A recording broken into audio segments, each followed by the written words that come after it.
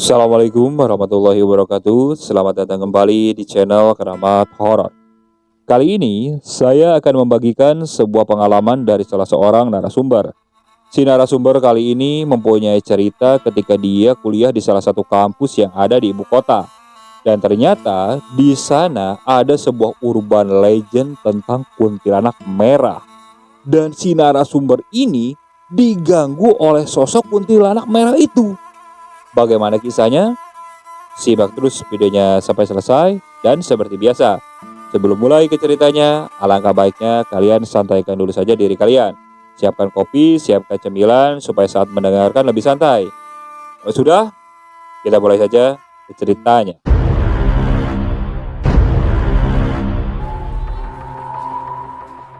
Peristiwa ini dialami oleh salah seorang mahasiswa di salah satu kampus yang ada di ibu kota. Sebut saja namanya Anton. Anton ini berasal dari daerah Medan. Dia baru kuliah di kampus itu, memasuki semester 3. Anton sendiri tinggal di asrama yang terletak di dalam kampusnya. Selain harganya murah, dia juga bisa berhemat. Karena antara asrama dan gedung perkuliahannya ini, itu terhubung oleh sebuah jembatan. Namun, jembatan tersebut konon terkenal dengan sebuah urban legendnya.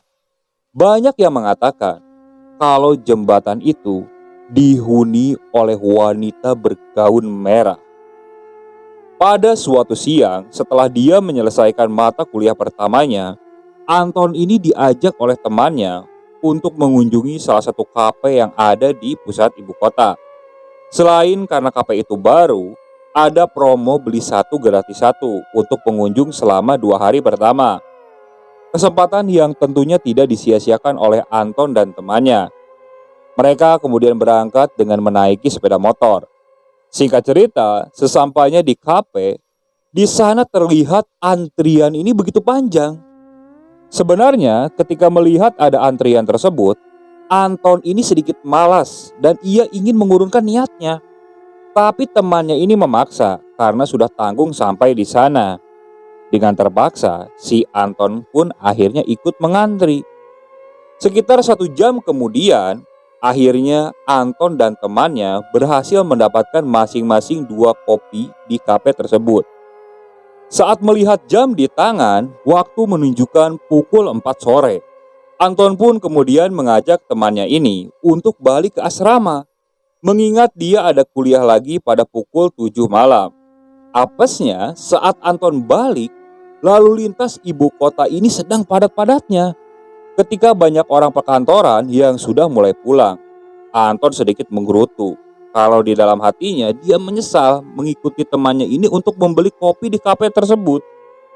Singkat cerita, sampailah Anton dan temannya ini di asrama tepat setelah azan maghrib berkumandang. Ia kemudian menurunkan temannya dulu di depan asrama. Kemudian dia menuju parkiran untuk memarkirkan motornya. Anton sendiri lebih suka berjalan kaki daripada harus menaiki motor untuk menuju gedung tempat ia kuliah. Menurutnya, cara tersebut lebih irit bahan bakar dan menghemat pengeluaran bulanannya. Karena sebagai mahasiswa perantauan, berhemat adalah segalanya. Begitu ia sudah memarkirkan sepeda motornya dan hendak berjalan ke asrama, ia melihat temannya ini sedang berdiri sambil meminum kopi di depan pintu parkiran. Lah, bukannya lu tadi udah dianterin ke depan asrama?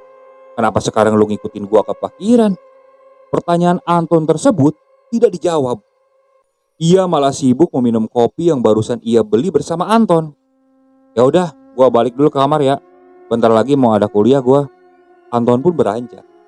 Dia meninggalkan temannya yang masih diam berdiri sambil meminum kopi. Ketika Anton masuk ke asrama dan akan naik ke lantai 2, dia berpapasan dengan temannya yang tadi. Loh, lu kok cepet banget sih sampai sini? Cepet apaan? Lu kan dari tadi di parkiran. Parkiran mana? Gua dari tadi di sini ah. Iya, lu tadi di parkiran minum kopi. Lu bagaimana sih, Ton? Jelas-jelas kan lu nurunin gua di depan asrama, terus lu nuduh gua minum kopi. Nih, kopi gua dua-duanya masih utuh. Nih kalau nggak percaya lu lihat sendiri. Temannya ini menunjukkan kedua cup kopi yang memang masih utuh. Di situ, wajah Anton tampak seperti orang linglung. Kalau dia di sini, terus yang di parkiran siapa? Batinnya terus berucap seperti itu. Antara rasa percaya dan tidak percaya, karena baru pertama kali dalam seumur hidupnya ini, Anton melihat fenomena semacam ini. Mungkin gua lagi banyak pikiran kali, maklum tugas lagi banyak. Yaudah, gua mandi dulu. Mau masuk kuliah soalnya, ucap Anton meninggalkan temannya itu.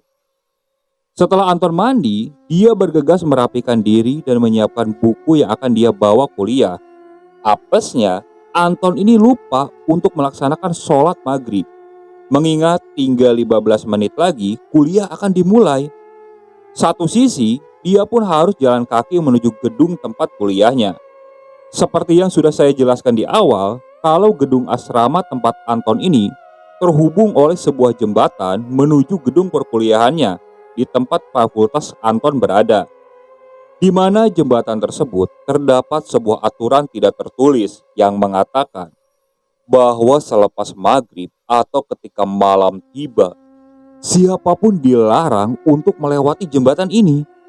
Peraturan tersebut dibuat konon karena ada makhluk tak kasat mata yang kerap kali mengganggu manusia yang melewati jembatan tersebut ketika malam hari. Ketika Anton sedang buru-buru, dia mulai dilema antara lewat jembatan tersebut atau tidak. Jika lewat, maka dia harus siap menerima konsekuensinya, karena Anton sendiri sudah tahu kalau ada peraturan tersebut. Terlebih lagi, keberaniannya ini sedang goyah. Tak kala tadi, dia berpapasan dengan sosok yang menyerupai temannya ketika berada di parkiran motor. Namun bila Anton tidak melewati jembatan tersebut, maka Anton harus memutar jalan yang cukup jauh. Mungkin dengan jalan kaki bisa menghabiskan waktu sekitar 20 menitan atau lebih. Sedangkan bila dengan menyeberang jembatan, Anton bisa langsung sampai ke depan gedung perkuliahannya. Waktu terus berjalan serta rasa takut akan dimarahi oleh dosen membuat si Anton ini memutuskan dia akan lewat jembatan itu saja. Dia mulai keluar dari asrama. Namun saat dia menatap ke arah jembatan itu, rasa takut ini kembali hinggap. Entah kenapa dia kembali mengingat kejadian di parkiran tadi. Padahal kemarin si Anton ini masih menjadi orang yang sangat berani dan tidak percaya dengan tahayul ataupun klinik. Namun semua itu terpatahkan karena kejadian di parkiran tadi. Saat Anton ini terdiam, dia melihat ada seseorang yang berjalan menuju jembatan tersebut. Batin si Anton sedikit tenang karena dia merasa ada teman untuk lewat jembatan itu. Saat akan dihampiri, orang tersebut sudah mulai berjalan dan masuk menuju jembatan. Dengan sedikit tergesa-gesa, si Anton ini berusaha untuk menyusul orang tersebut. Di dalam benak si Anton, minimal posisi si Anton ini berada di belakang orang itu, agar dia bisa meyakinkan dirinya bahwa dia ini tidak sendirian waktu itu. Dan tanpa Anton sadari, Anton sudah mulai masuk ke jembatan tersebut. Anton mulai mempercepat langkahnya ketika orang yang dia lihat ini posisinya sudah terlampau jauh. Namun semakin Anton mengejar, Anton ini menyadari bahwa langkah orang yang ada di depannya ini ikut bertambah juga. Setelah merasa capek, si Anton pun menyerah dan dia memilih untuk berjalan biasa saja. Minimal dia masih bisa melihat orang yang berada di depannya itu. Anehnya si Anton ini merasa ketika dia berjalan melewati jembatan tersebut, langkahnya tak kunjung sampai ke seberang. Baik dia berjalan lambat maupun dengan jalan yang agak cepat. Padahal seingat dia, jembatan ini pada siang hari seperti jembatan penyeberangan pada umumnya dan tidak panjang seperti ini.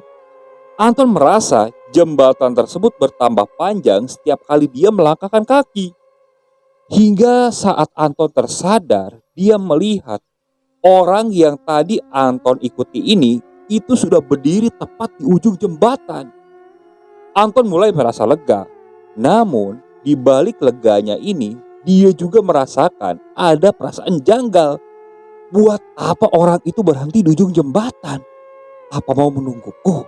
Apa dia temanku? Batin Anton berucap seperti itu. Lambat laun si Anton mulai mendekat ke arah orang itu. Namun saat si Anton mulai mendekat, pandangannya ini samar-samar melihat kalau sosok yang berada di seberang jembatan itu lambat laun mulai berubah. Awalnya sosok itu menggunakan pakaian seperti mahasiswa pada umumnya. Namun saat Anton mendekat, sosok itu mulai berubah. Dia mengenakan pakaian gaun berwarna merah. Anton saat itu langsung menundukkan pandangannya. Dia melihat ke arah kakinya. Dan saat Anton melihat ke arah kakinya, di situ dia benar-benar terkejut. Kenapa? Karena si kaki sosok tersebut ternyata mengambang dari tanah. Anton langsung mengarahkan pandangannya lagi ke atas. Dan saat Anton melihat ke arah wajahnya, wajah sosok itu mulai berubah. Rambutnya sudah panjang terurai. Dengan wajah yang sangat menyeramkan, sosok itu menatap ke arah Anton sambil menyeringai. Dan seketika juga si Anton langsung menghentikan langkahnya. Anton mulai merasakan ketakutan yang luar biasa. Karena baru pertama kali ini dia melihat penampakan dengan begitu jelasnya. Namun ada rasa harga diri, keberanian, dan rasa tanggung jawab di diri Anton untuk mengikuti perkuliahan. Jadi si Anton ini berencana nekat untuk tetap melewati sosok tersebut. Anton menundukkan pandangannya. Dia mulai mempercepat langkahnya sambil terus membaca doa. Dan ketika si Anton membaca doa ini, makhluk itu semakin lantang dengan tawanya. Seolah-olah dia tidak gentar dengan doa yang si Anton bacakan. Hal yang di luar nalar selanjutnya, ketika si Anton mengeraskan bacaan doanya, kuntilanak itu malah semakin liar. Ia mulai terbang, naik, turun, dan kesana kemari sambil terus tertawa melengking dengan suara khasnya. Anton mulai mengangkat wajahnya menatap kuntilanak itu. Melihat penampakan yang sangat menakutkan tersebut membuat si Anton kembali ketakutan.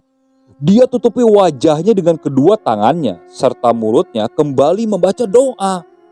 Anton kembali melanjutkan langkahnya. Namun suara kuntilanak itu seperti terus mengikuti si Anton.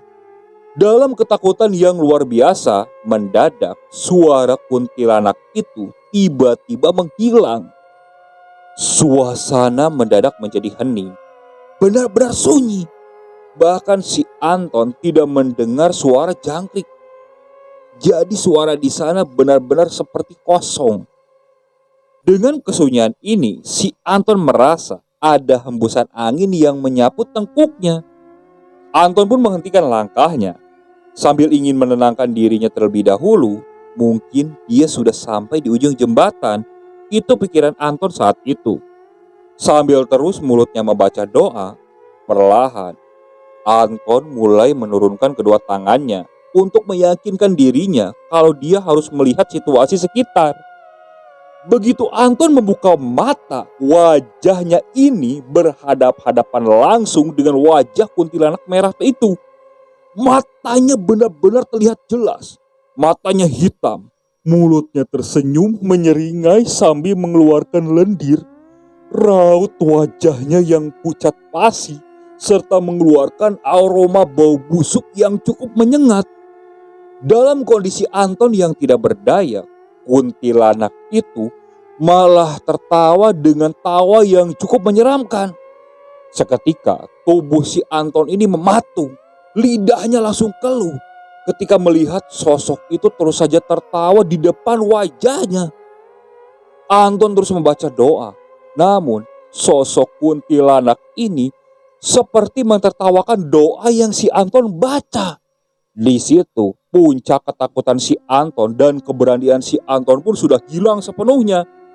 Si Anton seketika langsung membalikkan badan dan langsung berlari menuju asramanya. Dalam pelariannya tersebut dari arah belakang, kuntilanak ini tetap terbang sambil terus tertawa mengejar si Anton. Sesekali si Anton nengok ke belakang. Namun saat dia nengok ke belakang, si Anton melihat Sosok kuntilanak merah ini ternyata melayang dekat sekali dengan tubuh si Anton. Apalagi kedua tangan kuntilanak ini seperti ingin mencengkram tubuh si Anton dengan kuku-kukunya yang panjang dan hitam. Wajah kuntilanak itu malah seperti menyeringai dan siap menerkam tubuh si Anton. Si Anton tambah ketakutan saat itu juga. Dia pacu langkahnya sekencang mungkin. Melihat si Anton yang ketakutan, kuntilanak itu malah menertawakannya semakin kencang. Si Anton terus saja mempacu langkahnya hingga akhirnya dia sampai di seberang jembatan. Dia tidak berani lagi untuk nengok ke belakang. Dia terus pacu kakinya hingga sampai di asrama dan di depan kamarnya. Dia langsung buka pintu kamarnya. Di dalam kamarnya ini ada kedua temannya yang sedang mengobrol sambil bermain gitar. Melihat si Anton yang datang dengan wajah yang sangat ketakutan, temannya ini bertanya, "Kenapa, Ton?" Namun si Anton tetap diam. Si Anton ini memilih untuk langsung membaringkan tubuhnya di ranjang. Dia tarik selimut untuk tutupi seluruh tubuhnya. Kedua temannya ini menyangka kalau si Anton ini sedang tidak enak badan. Mereka kembali berbincang-bincang sambil bermain gitar. Sedangkan di dalam selimut, si Anton masih ketakutan. Di dalam benaknya ini masih terbayang jelas sosok kuntilanak merah itu yang mengejar-ngejar dirinya. Lama-kelamaan, si Anton ini akhirnya bisa tertidur. Namun, saat dia tertidur, dia kembali bermimpi. Di mimpinya, si kuntilanak merah ini masih mengejar-ngejar si Anton. Bahkan, si Anton berusaha mengusir kuntilanak itu. Namun, kuntilanak itu tetap saja tertawa melengking. Hingga akhirnya si Anton kembali bangun. Karena ketakutan yang luar biasa membuat napasnya tersengal-sengal. Dia lihat sekeliling. Kedua temannya tidak ada.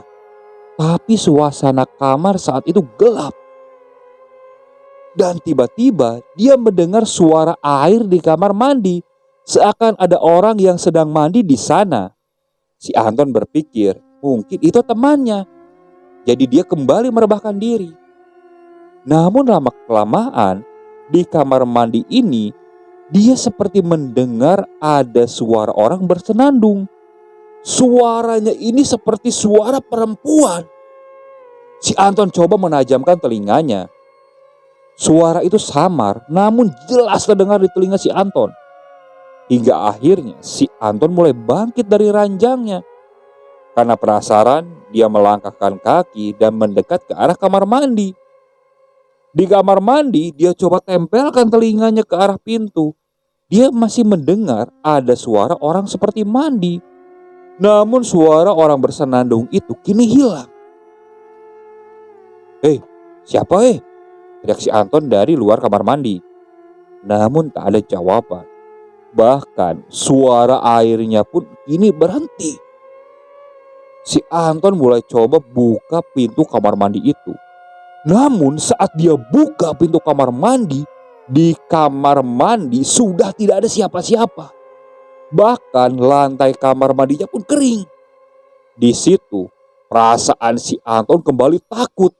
Dia kembali berlari dan langsung meloncat ke ranjangnya. Dia tarik selimutnya.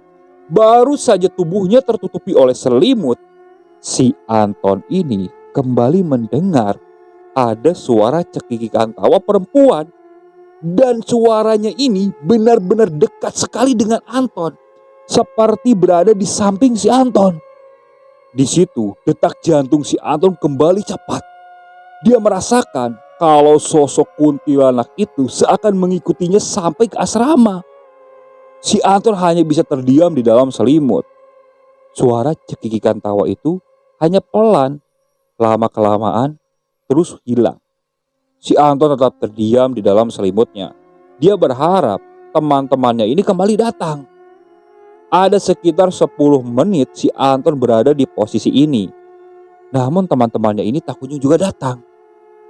Karena rasa penasaran dan ingin meninggalkan kamar saat itu, si Anton membuka selimutnya. Namun saat si Anton membalikkan badan, di situ dia melihat kalau sosok kuntilanak itu ternyata sudah berdiri tepat di samping ranjang si Anton. Rambutnya terurai ke bawah sambil wajahnya menatap ke wajah si Anton. Si Anton langsung melompat ke pojokan. Ampun, ampun, astagfirullah, astagfirullah, pergi, pergi. Tolong, tolong, teriak si Anton saat itu juga. Teriakan si Anton yang cukup kencang membangunkan tetangga sebelahnya.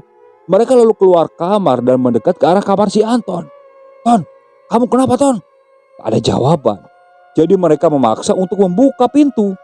Namun saat mereka buka, ternyata pintu itu tidak dikunci. Mereka melihat kamar itu gelap. Bergegas mereka menyalakan lampu kamar itu. Dan saat menyala, mereka melihat si Anton sudah berada di pojokan kasur sambil menutupi wajahnya.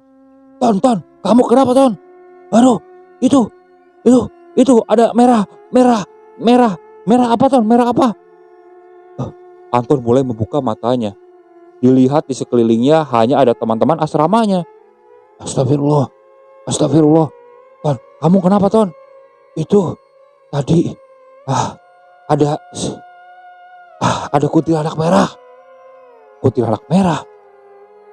Yang bener Ton. Beneran. Kamu mimpi kali Ton. Ini Ton, minum dulu Ton. Ujar salah satu temannya yang memberikan segelas air minum. Anton minum air yang diberikan oleh tetangganya itu. Dan tak berapa lama, kedua teman Anton yang sekamar dengan si Anton datang. Ternyata mereka pergi untuk membeli makan. Melihat ada tetangganya, mereka cukup kaget. Apa yang sebenarnya terjadi? Tetangganya menceritakan kalau tadi si Anton teriak-teriak. Di situ si Anton belum menceritakan apa yang sebenarnya terjadi. Dia masih bungkam. Hingga saat kedua tetangganya ini kembali ke kamarnya dan hanya tersisa Anton dan teman sekamarnya ini, si Anton baru menceritakan apa yang terjadi sebenarnya. Teman si Anton ini tidak kaget. Bahkan dia tampak marah ke si Anton. Ton, lu tahu kan sebenarnya di situ kan ada larangan kalau tidak boleh nyebrang pada malam hari. Gua takut telat bro. Lagian tadi kulihat kan di situ ada orang yang nyebrang. Makanya gua berani. Taunya jadi kuntilanak. Yaudah. Lu istirahat aja sambil nenangin diri. Biar kita yang bergadang sambil nemenin lu. Sana, lu tidur. Ujar temannya itu. Si Anton lalu membaringkan tubuhnya kembali di ranjang. Sedangkan kedua temannya ini, mereka berbincang-bincang sambil bergadang untuk menunggu si Anton. Malam itu, mereka tidak melihat ada sesuatu yang aneh kepada diri si Anton. Dan saat azan subuh berkumandang, teman-temannya ini lalu tertidur. Saat bangun, salah satu teman si Anton ini dan melihat si Anton masih tertidur, dia hendak membangunkannya karena si Anton masuk pagi. Begitu dia pegang kening si Anton, dia merasakan ada hawa panas yang luar biasa. Sehingga temannya si Anton ini mengambil kesimpulan bahwa si Anton ini ketempelan atau kena sawan. Kebetulan temannya ini mempunyai seorang kenalan yang biasa mengobati orang yang kena sawan atau ketempelan. Tanpa pikir panjang, teman si Anton pun izin untuk tidak masuk kuliah dan mengantarkan Anton untuk berobat ke rumah orang tersebut. Begitu sampai di rumah orang itu, sebut saja namanya Pak Ridwan. Beliau langsung kaget begitu melihat si Anton. Udah cepat bawa masuk, ujar Pak Ridwan sambil menunjukkan raut wajah yang panik. Sesampainya di dalam, Anton nampak seperti orang yang akan diruqyah. Anton berteriak-teriak meminta ampun. Namun hal itu tidak berlangsung lama. Setelah prosesi pembersihan selesai, Pak Ridwan mengatakan bahwa Anton sedikit lagi hampir kesurupan bila tidak segera dibawa kemari. Menurut penglihatan Pak Ridwan, Anton disukai oleh sosok penunggu jembatan tersebut, di mana hal ini adalah sosok kuntilanak merah. Anton yang masih lemas pun ikut bercerita bahwa ketika dia melihat sosok itu, ia mengucapkan doa dan sosok itu malah tertawa tambah kencang. Bukannya hilang, sosok itu malah seperti menertawakan doa yang si Anton bacakan. Menurut Pak Ridwan, kuntilanak merah tersebut itu mempunyai energi yang cukup kuat untuk mempengaruhi pikiran manusia. Konon, jembatan itu dijadikan tempat untuk membuang janin bayi hasil aborsi para mahasiswi di kampus tersebut. Karena diberi makan, sosok tersebut kemudian menjadi kuat dan tersegan-segan untuk mengganggu manusia yang lewat jembatan itu. Anton dan temannya pun mengetahui fakta tersebut. Begitu kejamnya seorang manusia, demi hawa nafsu belaka, mereka mampu melakukan tindakan biadab dengan membuang buah hati mereka sendiri. Sebelum pulang, Anton diberikan amalan berupa doa dan sebotol air minum. Setelah kejadian itu, Anton tak lagi berani untuk lewat ke jembatan tersebut sampai dia lulus di kampus itu. Hingga saat ini, jembatan itu masih ada dan kisah mengenai sosok legendaris bergaun merah atau yang disebut dengan kuntilanak merah itu masih menjadi urban legend di salah satu kampus di ibu kota tersebut. Bagi rekan-rekan yang mengetahui kampus itu, cukup diam saja. Oke, sekian untuk cerita kali ini. Saya mohon maaf apabila masih banyak kekurangan dalam pembawaan ceritanya. Kritik dan sarannya silakan kalian bisa cantumkan di kolom komentar. Tak lupa, saya juga ucapkan terima kasih kepada narasumber dan para penonton yang terus setia mengikuti cerita dari channel Keramat Horor ini.